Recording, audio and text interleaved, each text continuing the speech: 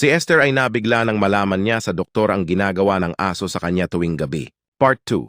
Kung hindi mo pa napapanood ang Part 1, maaring pumunta sa aking TikTok account na Manong Kanor at panoorin ang kwento ni Esther at ng kaniyang aso.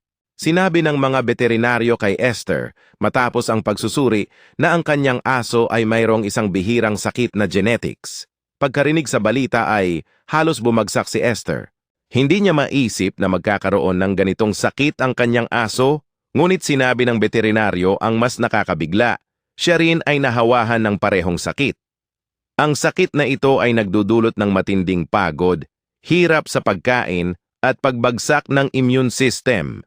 Nalito si Esther. Paano siya nagkaroon ng ganitong sakit?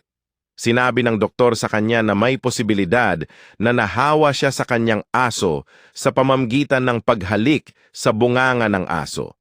Marahil ay tuwing gabi, ang kanyang aso ay dinidilaan ang kanyang mukha at bibig kaya siya nahawaan. Si Esther ay nagulat nang marinig ang balitang ito. Hindi niya maisip na magagawa ito ng kanyang aso.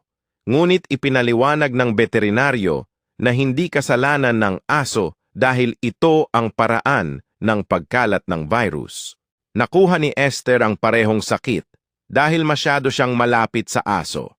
Sinabi sa kanya na kailangan nilang magamot kaagad o parehong mamamatay sila ng kanyang aso. Pagkarinig sa balitang ito, nagpasya si Esther na gawin ang lahat upang mailigtas ang kaniyang buhay at ng kanyang mahal na aso. Makalipas ang ilang buwan, may nangyaring nakakagulat. Siya at ang kanyang aso ay gumaling. Ipinahayag ni Esther ang kanyang karanasan at ito ay iniulat ng mga pangunahing media na nagdulot ng malawakang talakayan at atensyon. Natural na sa atin na maging mapagmahal sa hayop.